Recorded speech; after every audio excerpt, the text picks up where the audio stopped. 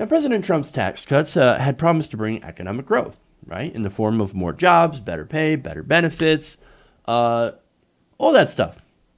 Now, of course, none of that happened. I think it's fairly obvious. Oh, no, we understand. What's your problem, Jeff? We have a great stock market, and unemployment is down. What are you talking about? Well, what I'm talking about is the economy and what they're actually doing with the money and what the stock market actually is doing. And they're not, and it doesn't mean that jobs are going to come. It doesn't mean that corporations are going to raise your wages and all that stuff. No, what it means is that they're buying back their own shares. And of course, that's what they've been doing. In fact, so far, corporations have been holding on to about $2.1 trillion worth of cash. And they've been spending that mostly on stock buybacks, as well as mergers and acquisitions. In fact, Art Hogan, Chief Marketing Strategist at B. Riley FBR, says corporate cash is going to find a home. And it's either in buybacks, dividends, or M&A activity. Now, we've seen the effect of that. In fact, we warned that if you give tax cuts to rich corporations, they're going to go and they're going to buy back their own stocks. And that's what happened. In fact, companies have announced $433.6 billion in share repurchases during this period. This is the second quarter. That nearly doubled the previous record of $242.1 billion in the first quarter, according to marketing research firm TrimTabs. Dow components like Nike and Walgreens Boots Alliance led the most recent surge in buybacks, with $15 billion and $10 billion respectively last week. In all, 31 companies announced buybacks in excess of $1 billion during the month of June. Now, why is this important? Well, basically, what I'm showing you is the stock market is not surviving and not thriving because everything is fantastic, because the economy is great. No, they're surviving, they're growing because companies have artificially inflated their stock prices through stock buybacks. Now, look, I don't think I should have to explain why this is a terrible thing, because, look, the companies, this doesn't mean that they're more profitable. And they're not selling more. They're not making more. People aren't investing in them more. What they're doing is that they're just taking these tax cuts and reinvesting in themselves. They're artificially inflating their stock values. And what that does is that ends up creating a false economy. There is a bubble that is formed in Wall Street from these stock buybacks. And guess what bubbles do? They burst. However, before that happens, there are going to be some people that are going to make quite a bit of money. In fact, executive bonuses are one of the things that have also increased since the Trump tax cuts.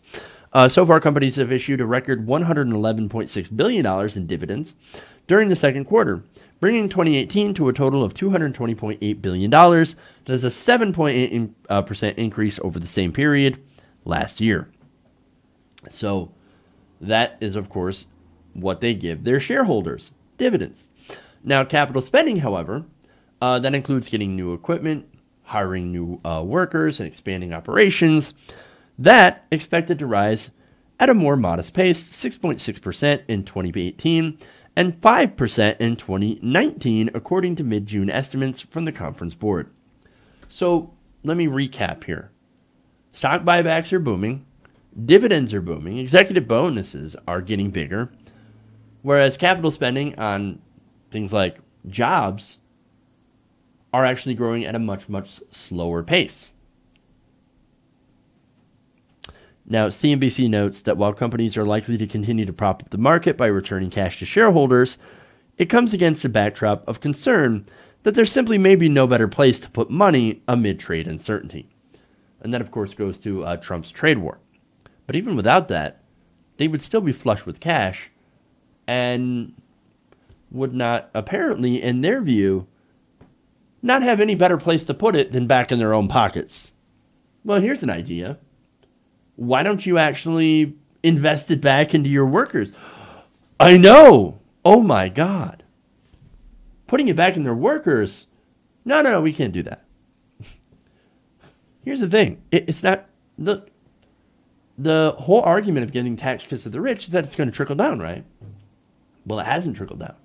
And it's not going to trickle down. And I love the fact that they just don't know where to put their money.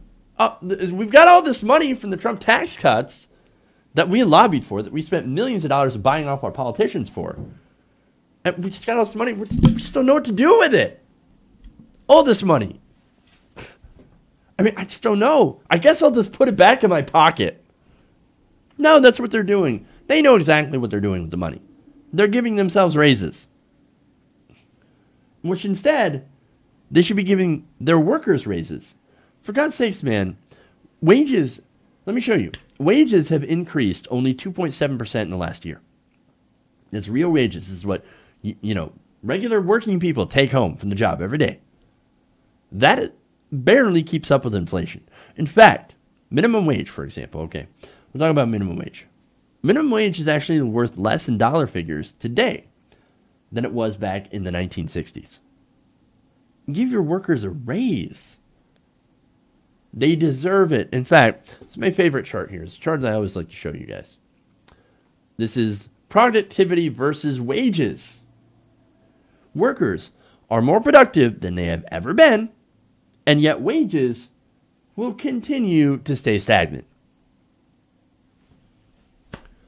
Because they don't want to raise wages. Look, these companies, again, they were sitting on over $2 trillion worth of cash. And they're saying, I guess we don't have anything to spend it on, so we'll just go and spend it on ourselves. No, they want to spend it on themselves because they're greedy. They don't want to increase wages. Why? It's not a priority. It's never going to be a priority. This is why we need a living wage. And actually, a good example of why we need a maximum wage as well. Even with all this extra money floating around in these corporations that are incredibly profitable, they will still not raise wages. Why? Because they're not interested. They're not interested. These corporations, they need to be taxed, and wages need to be raised through federal action. The whole fact that they're complaining about not being able to spend money on anything just proves that they have no excuse not to do so. That we should federally mandate a raise in the minimum wage, $15 an hour, and institute a maximum wage. Because there is no excuse not to. Hey everybody, thanks for watching this video. If you want to see more like this, please hit the subscribe button below. And if you want to support truly independent progressive media, please consider becoming a patron at patreon.com/TYTNation.